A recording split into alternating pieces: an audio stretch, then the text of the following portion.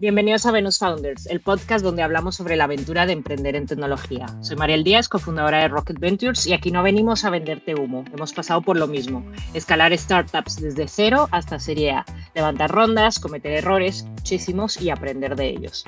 En este podcast hablamos de lo que realmente importa, cómo lanzar y escalar una startup tecnológica y atraer inversión, cómo sobrevivir en el ecosistema y qué estrategias marcan la diferencia entre el éxito y el fracaso.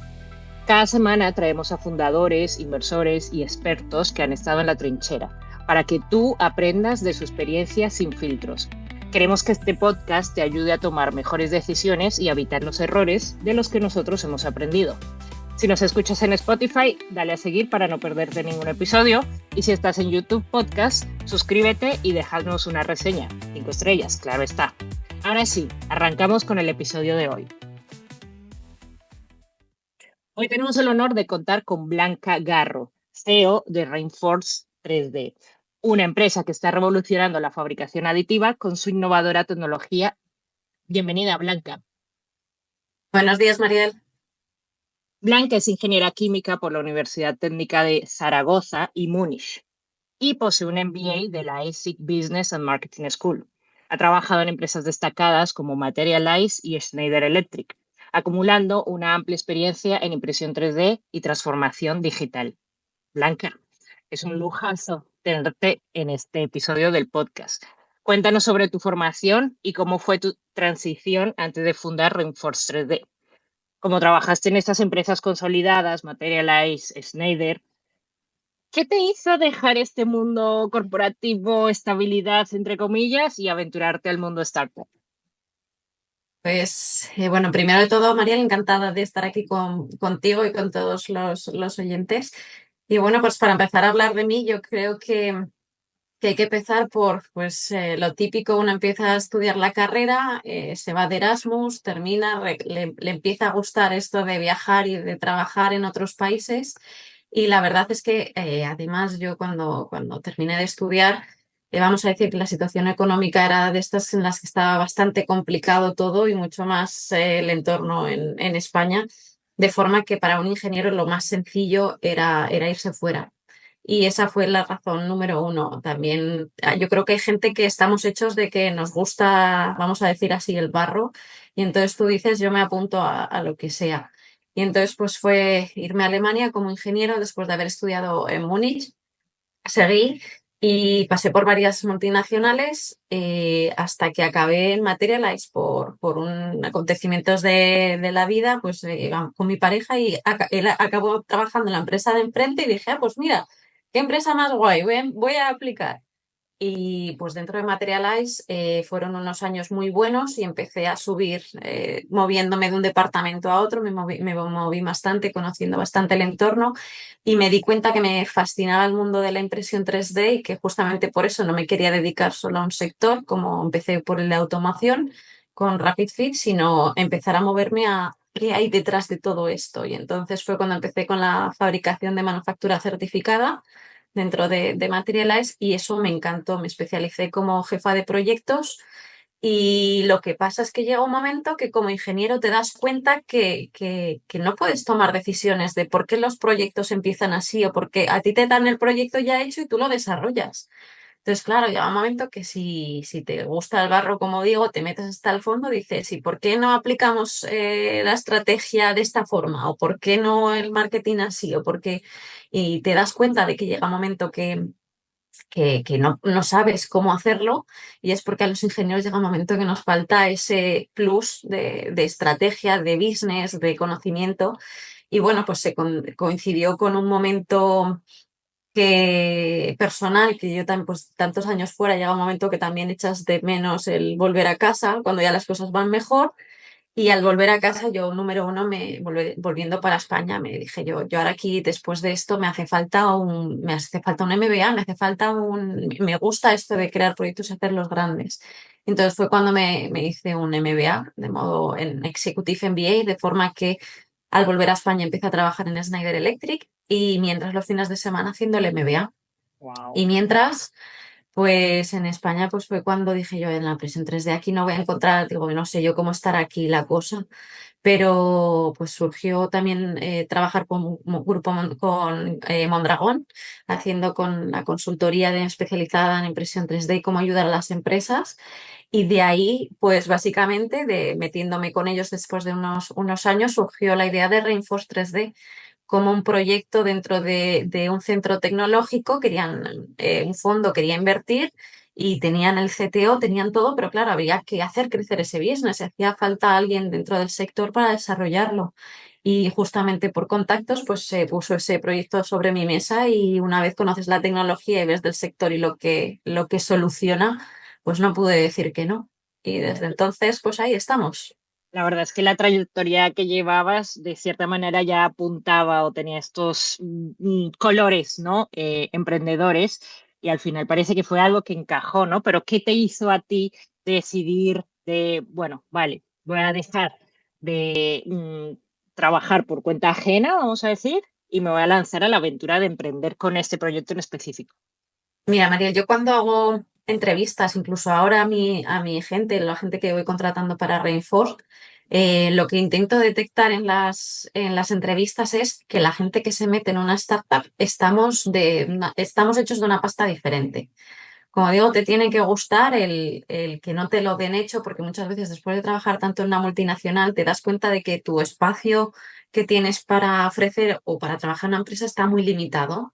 Y si tú eres de los que te gusta cambiar esto y hacer lo otro, como un poco nombre orquesta, voy a decir, pero sí, en plan, si hace falta esto, no te preocupes que lo creamos, que lo hacemos, nos ponemos a ello.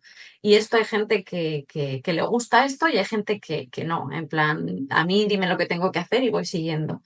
Entonces, los que somos de esa forma de coger las herramientas por la mano y ponernos a trabajar, pues al final, cuando te pones en proyecto de una startup, pues es justamente lo que te hace florecer. Y eso se detecta en la gente. ¿Cómo lo detectas? ¿Cómo eres capaz de decir, bueno, pues yo estoy buscando esta serie de skills que quizá esas son las que tú también le has imprimido al proyecto, ¿no? Desde que te uniste. Para mí eso es, mira, yo esto lo hablo muchísimo con mi equipo, que no se asusten ante la hoja en blanco. Mm. Tal cual. En plan, jolines, porque con todos mis compañeros, incluso desde el principio, con Mark Crescenti, que es mi compañero, el CTO de Reinforce, que no te asustes de que está todo por hacer y digas, a ver cómo lo hacemos. Y te quedes bloqueado, como mirando los focos de un coche. No, no. Que tú digas, nos hace falta esto y luego lo otro y luego esto también, esto también. Entonces, que tengas esa imagen y que no te dé miedo de coger y ponerte a crear las herramientas. O empezar una empresa, al final muchas veces empiezas una empresa con una hoja Excel. Es que esto es así, o sea, empiezas una empresa con una hoja Excel. Y a partir de ahí vas montando, vas creando tu espacio de carpetas de cada uno a ver qué tiene que hacer. Necesito crear pues el brochure para clientes, el producto, cómo lo sacamos, los pasos que necesitas para sacarlo. No sabemos cómo se hace, pero no te preocupes que ya preguntaremos a ver quién nos puede ayudar para desarrollar esto.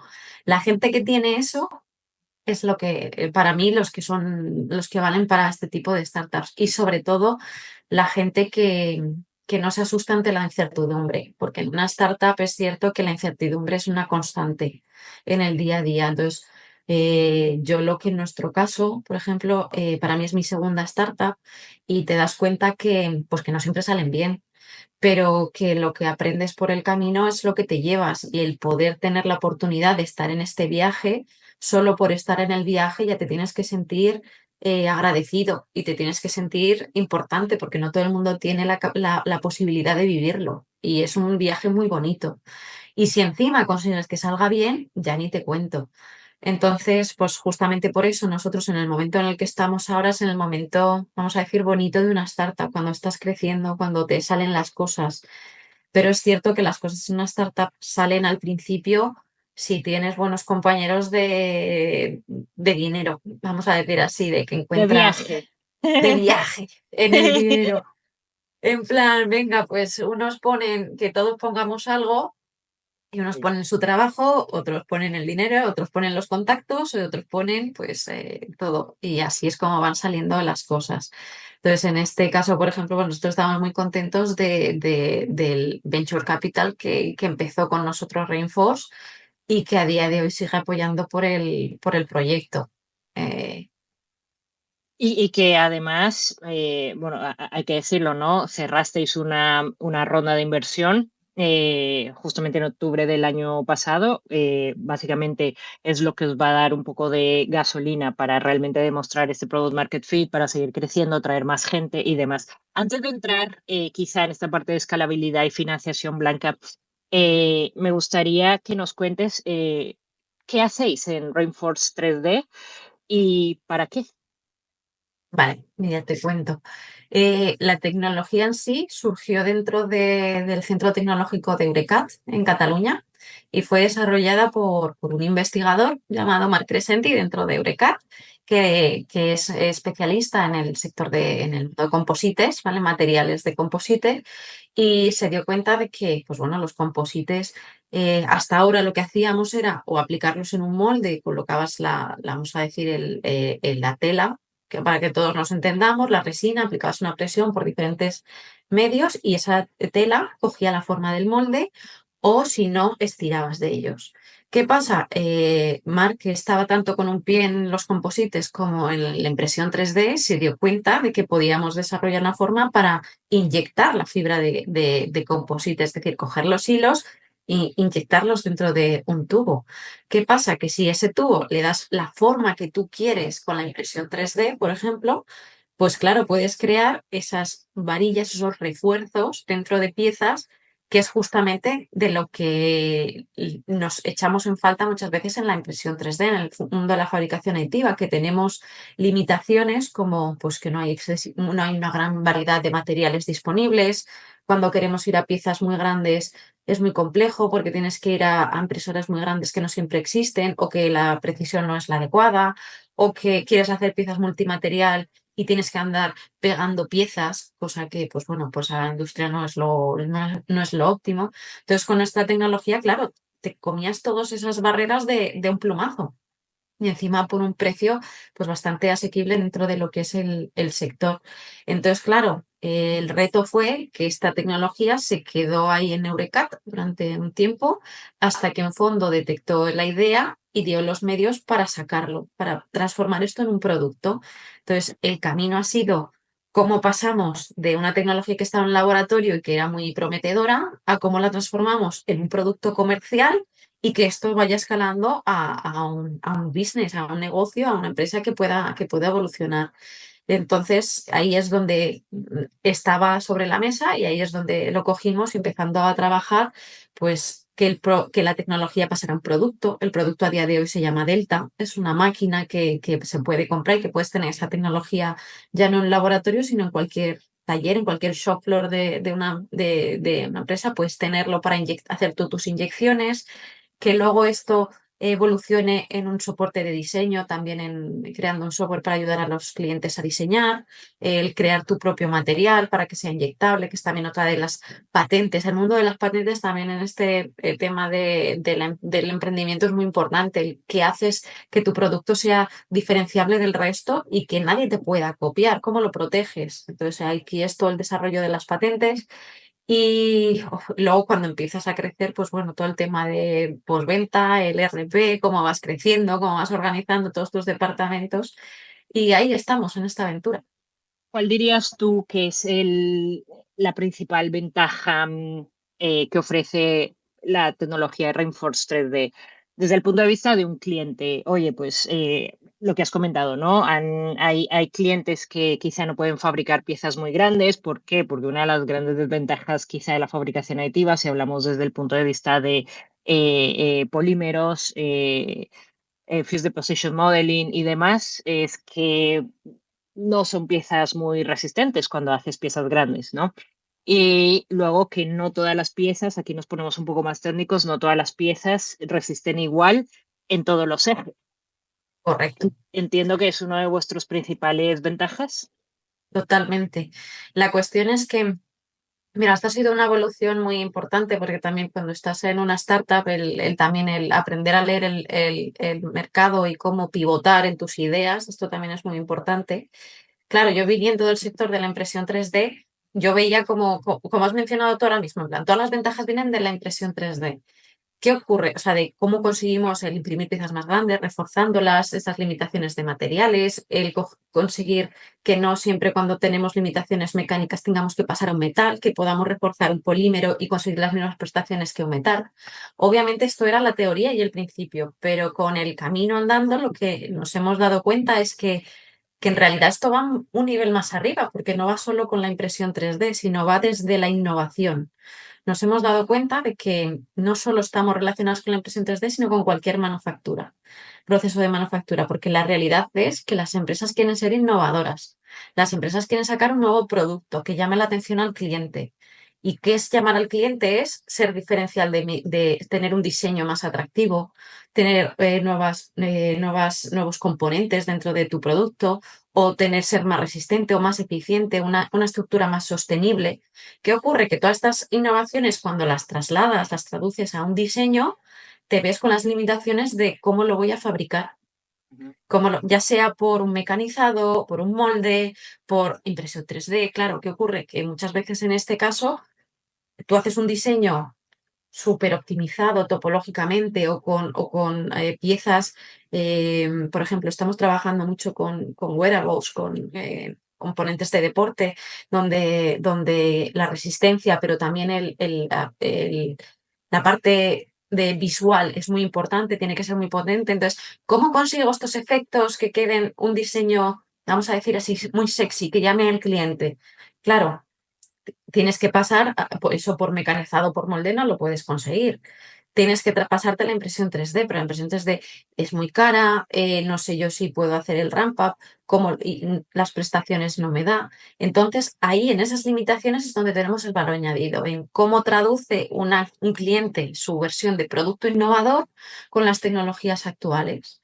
Entonces, tenemos que nuestra tecnología se puede aplicar no solo a la impresión 3D, que obviamente ahí es donde tenemos full todas las ventajas, pero también, por ejemplo, cómo metemos, vamos a decir así, una columna vertebral dentro de una pieza de molde, o cómo conseguimos unir piezas de molde con impresión 3D con mecanizado, uniendo diferentes piezas, porque al final esto también lo permite nuestra tecnología.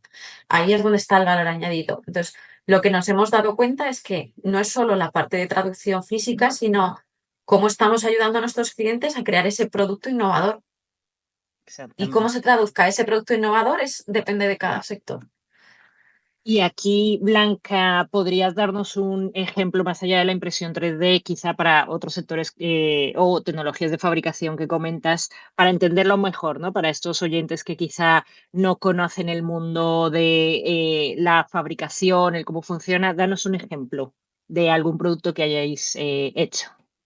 A ver, el problema de esto es que cuando estás también en este momento, casi todos nuestros proyectos están bajo NDA, entonces muy pocos, tengo muchas cosas, pero muy pocas que las pueda hacer públicas. Entonces esto es siempre ahí. Pero mira, por ejemplo, otro de los hitos que estamos consiguiendo ahora es que clientes que vayan a sacar producto quieran hacer público que van a trabajar con nosotros, ¿vale? Entonces, dentro de estos que puedo compartir, como os he dicho, dentro de poco vamos a hacer, ya se puede empezar a comentar todo el tema de productos de deporte, sporting goods, ¿vale? Y sporting goods van desde tema ciclismo, desde, por ejemplo, el que vamos a sacar ahora que está más relacionado con el mundo del ice hockey y todos estos deportes. Claro, en esto volvemos a lo mismo, es una pieza que está hecha de un molde de inyección, un polímero muy resistente, pero claro, que llega un momento que todas las propiedades son uniformes en todo el componente. Y hasta ahora, si querían meter composites, lo pegaban al molde. Dices, esto no acababa por no funcionar. Entonces, si consigues crear canales por dentro que con el molde se puede hacer si sabes cómo hacerlo, y luego nosotros podemos inyectar esos refuerzos con la trayectoria que tú quieras. Pues, y ahí lo que consigues primero es producto diferenciador porque nadie más lo tiene y si encima lo haces con un diseño chulo, con unas estructuras orgánicas, es muy atractivo y además consigues que el performance de la pieza es muchísimo más alto en torno ahora mismo a lo que estamos viendo. Bueno, números no puedo decir mucho, eso es cierto, ¿no? Pero aumentar el performance de la pieza y Ujú. estéticamente es diferenciador, pues ya tienes un producto innovador. Bueno, yo soy una gran fan de enseñar, ¿no? Quizá como una tecnología que parece muy futurista, realmente se puede aplicar a productos del día a día. Y yo creo que ahí es donde se logra que de cierta manera se implante en el cerebro de las personas de a pie de calle Totalmente. las ventajas que tiene, ¿no? Y eso hace también que el mercado vaya creciendo, que más empresas pregunten de, oye, ¿cómo fabricasteis esto, cómo se puede hacer y demás? Pues Blanca, ahora vamos a hacer un recorrido de cómo fue ese proceso de transferencia tecnológica y cómo empezó el proyecto, ¿no? Porque normalmente, pues lo que comentaste, ¿no? Todos estos papers, patentes y demás suelen estar ahí en un cajón. ¿Cómo consigue este fondo encontrar este proyecto? ¿Cómo es ese proceso de financiación? Cuando tú entras en la empresa, entras como cofundadora. Cuéntanos un poco más. A ver, pues la verdad que es una historia de unos cuantos años. Todo comenzó en el 2020. Bueno, en realidad no. En realidad todo comienza en torno al 2013. Sí, una cosa así. La tecnología sí es de hace más de 10 años. Por eso decimos que es una tecnología súper ya comprobada. Y claro, empezó, como os he dicho, dentro de Eurecat. Entonces ellos son los que ayudaron junto con Marques Senti, el inventor, la primera patente, la original, vamos a decir así, de la que surge la tecnología y se quedó allí dentro de Eurecat. Y en este caso, nosotros estamos invertidos por Viable Capital. Es uno de los pocos fondos de capital especializados en Deep Tech en España, y ellos van por universidades, centros tecnológicos, van investigando a ver qué hay por ahí, qué patentes hay interesantes que se puedan transformar en startups que luego evolucionen en grandes empresas. Este es su objetivo, esta es su razón de ser. Y ahí es donde, trabajando con Eurecat, encontraron CFIP, la tecnología CFIP. ¿Qué ocurre? Pues claro, ellos ya están muy especializados en cómo montar las bases, y entonces lo que ocurre en este caso es que ellos tres decidieron empezar el proyecto. Es decir, no es solo de uno, no es solo de un fondo de capital, no. Está Marc Crescenti como inventor, está Eurecat y está Viable. Y en este caso les faltaba alguien que dirigiera el barco, vamos a decir así, y ahí es donde aparezco yo en escena. Y entre los cuatro así es como empezamos el proyecto. Transferencia tecnológica básicamente es Eureka cede la patente unilateral para Reinforce, y el resto de patentes que han ido saliendo dentro del desarrollo, porque el primer año de Reinforce el 2022 en este caso, fue terminar de patentar todo lo que quedaba por patentar dentro de la tecnología para que no hubiera ningún flanco abierto. Esto incluye las siguientes patentes que han venido relacionadas al material, algunas aplicaciones que veíamos relevantes, componentes dentro de la máquina. Patentamos todo, hicimos una caracterización muy importante del material porque sabíamos que era lo que nos iban a pedir los clientes, en plan, ¿qué de diferente tu material versus otros? Y a partir de aquí crecer, sacar el producto que es Delta y siguientes pasos. Y a partir de ahí, ¿cómo ha sido el proceso de financiación de la empresa? En ese momento se recibió una inversión pre-seed, entiendo, Sí. o ha sido la primera ronda de inversión la que cerrasteis en octubre del No, 2024. a ver, hasta donde se puede hacer público, Hasta que donde se más o pueda menos contar, contar ¿eh? la historia.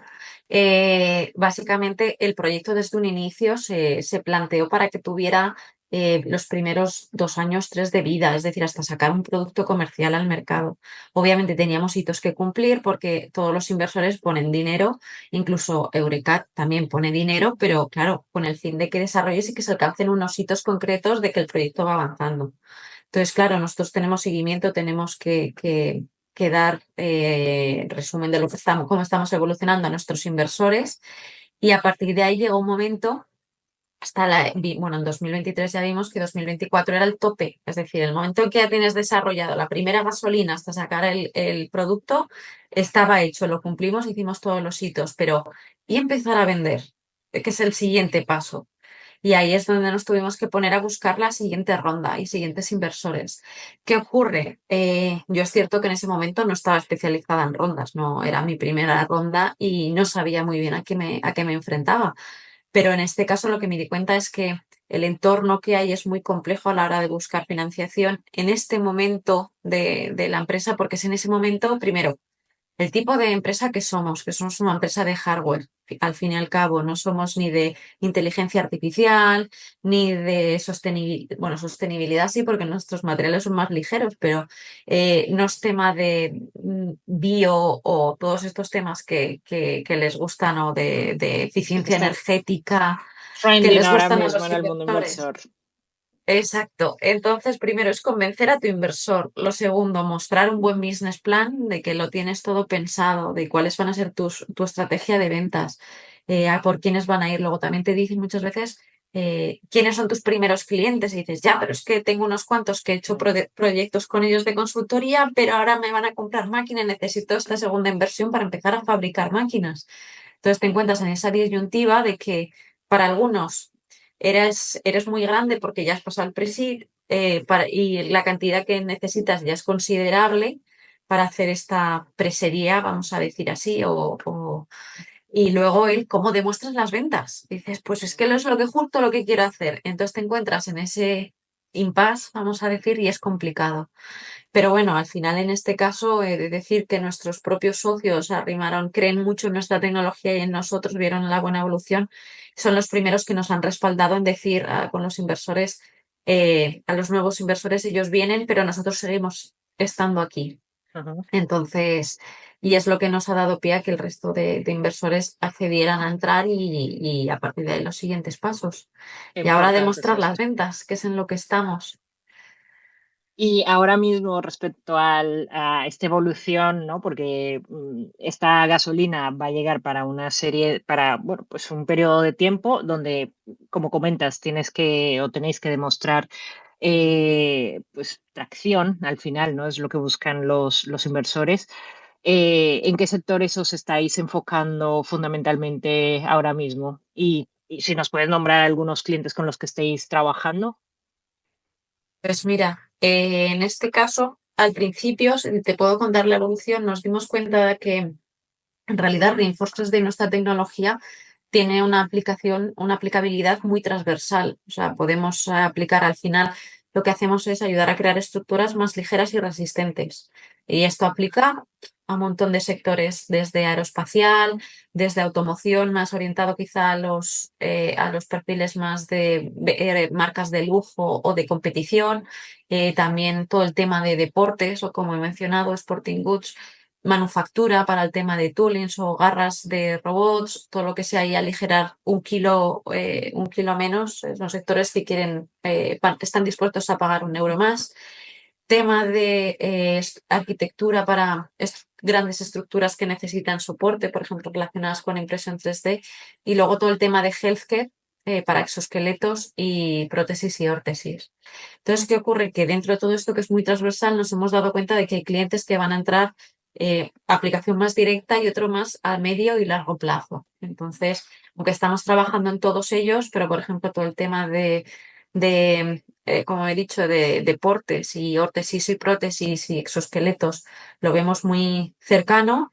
A medio, pues todo el tema de automoción o incluso en defensa también estamos teniendo aplicaciones con todo el tema de drones a medio plazo. Y aeroespacial también desde el principio mostró mucho interés y tenemos proyectos con ellos, pero esto lo veo más a largo plazo por todo el tema de certificación.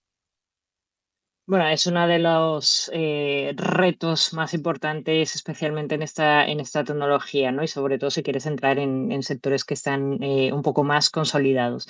¿Cuál Correcto. dirías tú en todo este recorrido emprendedor y en este recorrido de Reinforce, cuál es el obstáculo más inesperado con el que te hayas encontrado? ver, Inesperado no ha sido, la financiación es compleja, pero quizá lo más complicado para mí han sido dos cosas. El primero, el crear yo creo que esa imagen de marca, vamos a decir así, el que te conozcan, que sepan quién eres y que confíen en ti. Porque incluso si tienes un proyecto, un producto muy bueno, como creo que es nuestro caso, pero claro, al final tus primeros clientes o tus inversores se están tirando a la piscina contigo. Mm. Entonces, ¿Qué les dices o cómo les convences o qué les muestras para que decidan ir a por ti? Incluso nosotros ahora que estamos teniendo las primeras ventas, las primeras máquinas en cliente, el reto ese es cómo muestro, qué doy, qué hacemos para que el cliente se quiera lanzar a la piscina con nosotros. Porque sabemos que en el momento en que vengan los primeros clientes, el resto vendrán todos rodados. Pero esos primeros, tanto para inversores como para clientes, ¿cómo lo consigo? Y eso es a base de buenos business case, mucho eh, paper y mucha información para hacer público quién eres y qué es lo que haces y en redes y todo este trabajo en ferias que estamos haciendo, que ahora se está consolidando con ventas. Ujú. Es decir, el mayor reto al final, y eso es transversal a todos los sectores, ¿no? Y a todas Sí, las startups, totalmente. es consolidarse, ¿no? Realmente demostrar que eres lo suficientemente sólido como para proveer un servicio a tus clientes y que tus clientes efectivamente puedan confiar en ti, aunque seas una empresa de reciente creación. Y sobre todo también, hasta cierto punto, cómo mostrar que no les vas a dejar solos y que no vas a desaparecer de aquí a 2 años, que esa siempre el miedo de las empresas cuando invierten en startups. En plan, ¿qué me dice a mí que yo ahora pongo todos mis huevos contigo? Igual tú de aquí a 2 años ya no estás. Exactamente, y especialmente pues en el sector que estás, que es hardware, de, oye, estoy haciendo una inversión en máquinas, normalmente espero que esa inversión me dure 10 15 años y tener un servicio técnico durante ese tiempo. Si desapareces en 2 años, ¿qué hago? ¿Cómo va a ser el servicio técnico, ¿no? Entonces ahí es donde entras quizá esa capacidad que tienes tú Correcto. de bueno, darle una confortabilidad al cliente y demostrarle quizás sobre esos planes de crecimiento que tenéis que vais a estar presentes. Correcto. Y en este caso, pues bueno, nosotros lo hemos organizado bastante bien porque la cuestión es no solo nosotros y el equipo que somos nosotros, sino también, pues bueno, nuestros inversores y vamos a decir, nuestros hermanos mayores que van detrás, como diciendo, no te preocupes que no van a desaparecer, que lo están haciendo bien y todo va viento en popa. Entonces, pues eso es lo que ayuda. Y reconozco, viendo a otras startups en otras situaciones, este paso de qué ofreces, qué cara muestras para que otros inviertan en ti o confíen en ti y en tu producto y en tu persona, que al final es en realidad las empresas son personas, pues es todo esto, es el tú y tu equipo.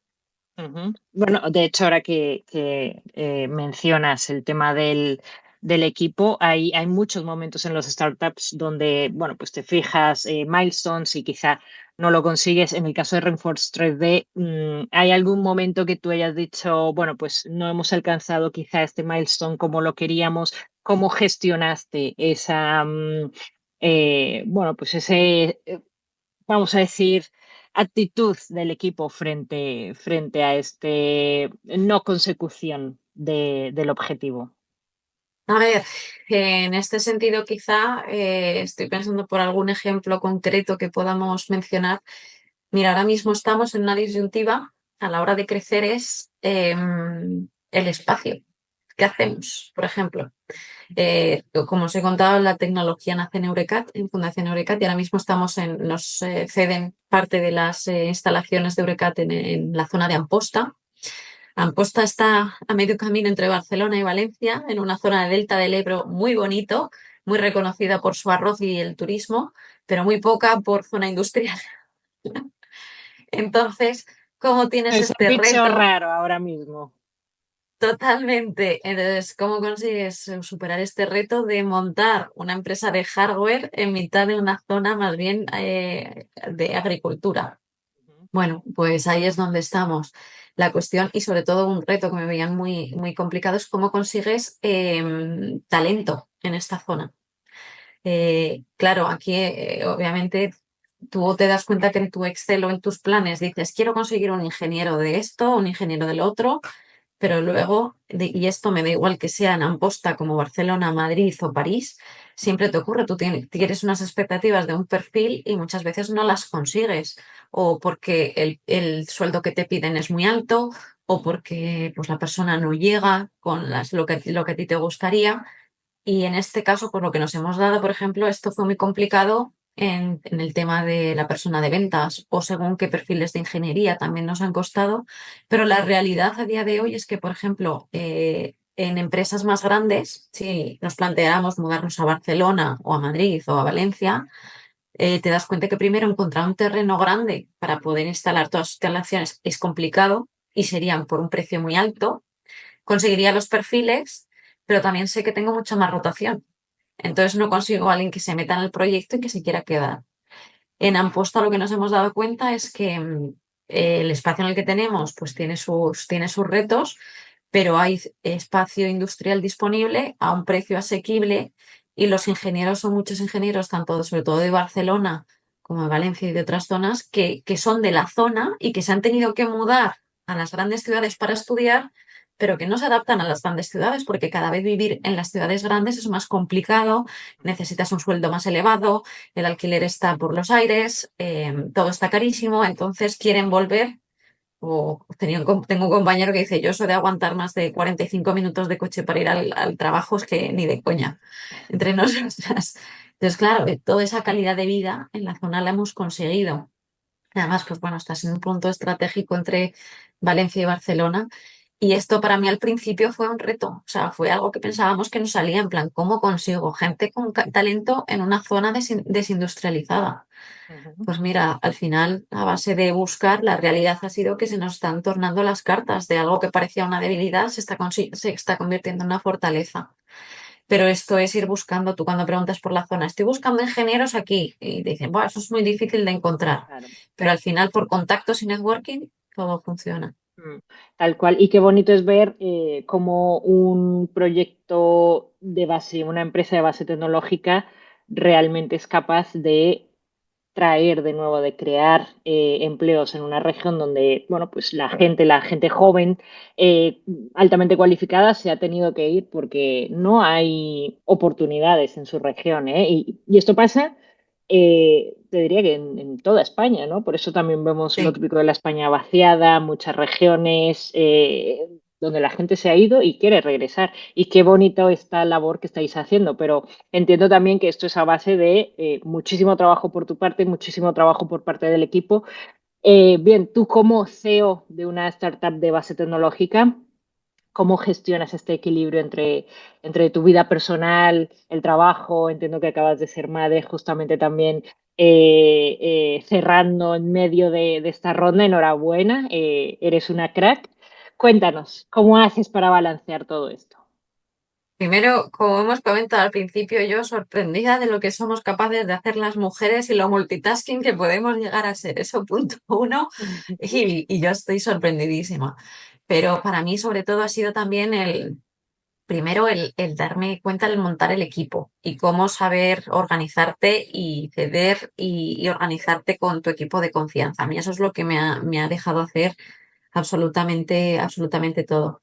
Y en este caso, para mí, la base de todo ha sido darme cuenta de que el tipo de trabajo al que estábamos acostumbrados hasta ahora, de ir a la oficina, tener que estar 8 horas sentados en una silla y luego te vas a tu casa, eso ya no existe. Incluso la gente joven de hoy en día, si tú le dices, tengo un puesto de trabajo que es así, te van a decir que no lo quieren. Ellos quieren, tienes que ofrecer flexibilidad, tienes que ofrecer teletrabajo, tienes que ofrecer innovación, o sea, tienes que ofrecer otras cosas. Y a nosotros el no ser tan estrictos en la forma de trabajo. Obviamente tenemos puestos, si eres un operario, los ingenieros que están en el laboratorio, pues obviamente todos estos tenemos que ir. Y como nos organizamos es ciertos días a la semana todos tenemos que estar en la oficina, pero hay otros tantos que podemos teletrabajar. Entonces, el ofrecer esta flexibilidad o que no, según qué perfiles sí que tienen que estar en la oficina, como te he dicho, pero otros pues están en su casa, que está a X kilómetros de la oficina, y lo que hacemos es, estos días nos vamos todos y esos días aprovechamos para hacer las reuniones presenciales, presentaciones de proyectos, etcétera. Entonces, eso es lo que nos ha permitido el conseguir perfiles de muy buenos perfiles, que les das estas opciones de flexibilidad.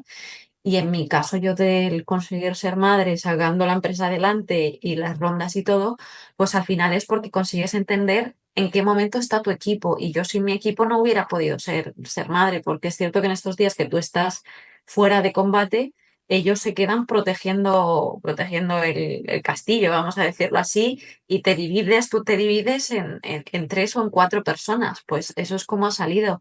A mí me dio muchísima pena perderme la feria de Fornex este año en noviembre, porque me encanta es ver a toda la gente del sector. Pero bueno, pues yo tenía ahí a mi compañero de ventas, al CTO y al ingeniero de aplicaciones que, pues bueno, representaban perfectamente la empresa. Entonces, pues mientras tienes un buen equipo, pues perfectamente cuando no está uno, está el otro.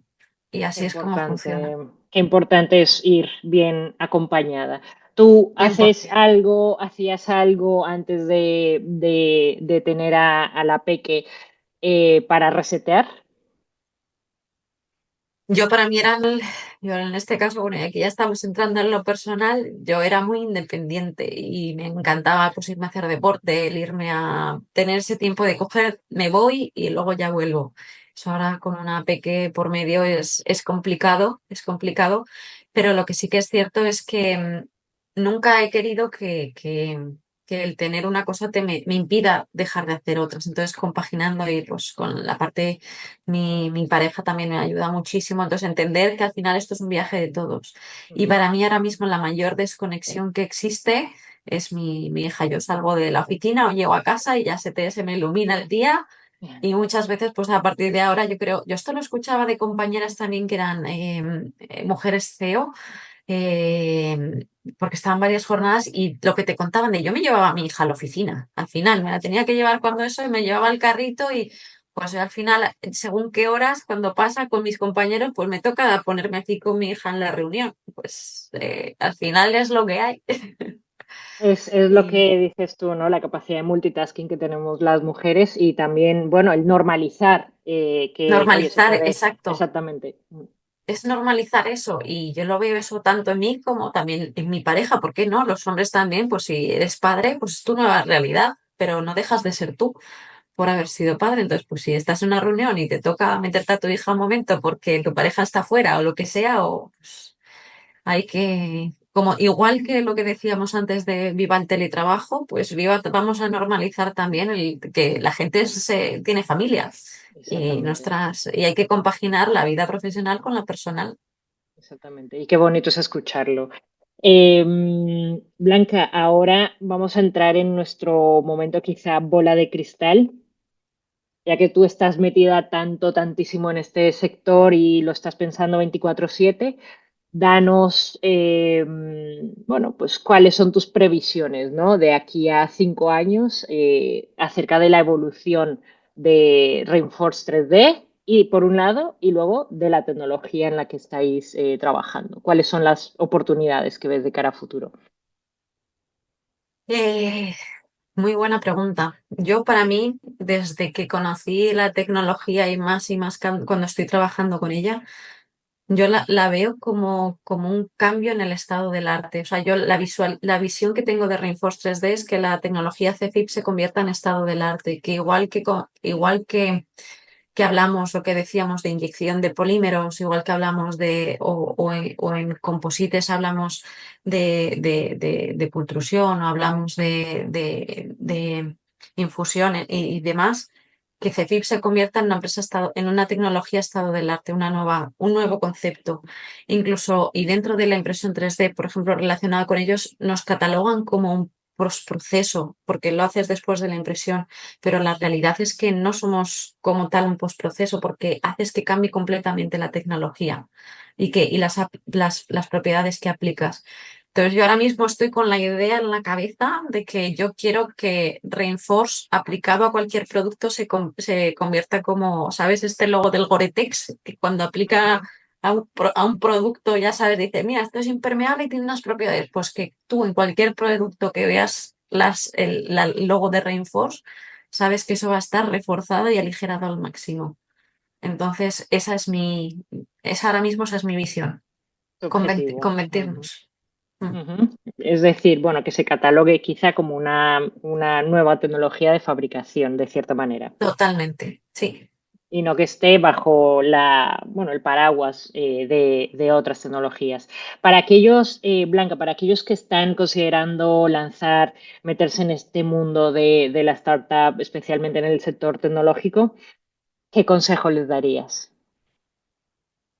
Que, que no, que no se, te diría, que no decaigan, que aquí el que la sigue la consigue y que es un momento complicado, pero lo que tienes que demostrar es el producto diferencial que tienes y muchas veces dejarte ayudar también, en plan, aconsejarte, porque no todos nacemos sabiéndolo todo y la cuestión es con buena orientación que hoy en día, pues si sabes a quién arrimarte, eh, por ejemplo, como con estos podcasts, en plan, escuchar qué han hecho otros, pues seguir intentándolo, porque lo cierto es que todos los proyectos de base tecnológica, como estamos ahora, en nuestro caso del hardware, estamos en un momento complicado, vamos a decirlo así, es complejo, pero al final hace falta, porque, jolines, los trabajos son necesarios y las nuevas tecnologías son la razón para que sacar nuevos productos que son necesarios hoy en día. Y, y esto es una realidad, lo que pasa que, pues bueno, no es, vamos a decir así, no somos el trending topic, pero somos igualmente importantes. Entonces, esto es un proceso. Yo lo veo como un proceso. Y especialmente, yo recuerdo cuando empecé en mi primera startup, no se sabía qué era esto del mundo de la startup, nadie sabía que era una Claro, startup.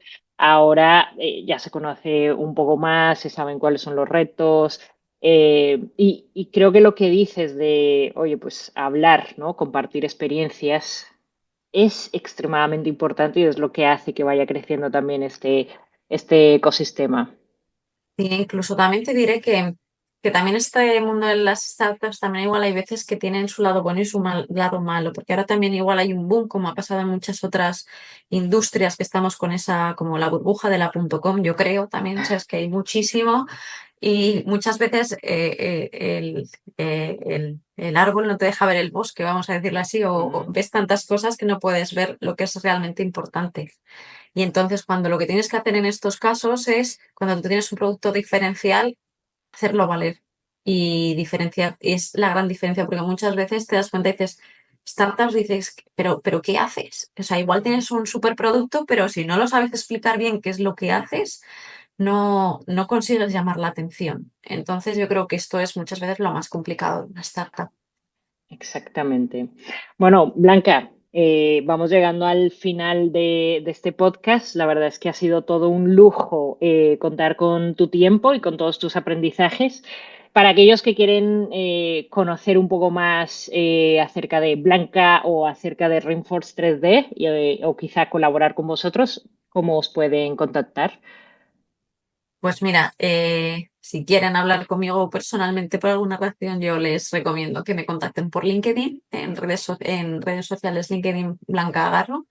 Y si quieren saber de nosotros, pues que nos escriban a info@reinforce3d.com y allí les atenderemos y les redirigiremos al departamento que sea pertinente. Cualquier idea de aplicación con nuestra tecnología, encantados de probarlo. Muy bien, muchas gracias Blanca por tu tiempo, por toda tu experiencia y invitamos a nuestros oyentes a seguir explorando el mundo del emprendimiento tecnológico con los próximos episodios del podcast. Muchas gracias a todos por estar ahí y no os olvidéis de darle clic a seguir.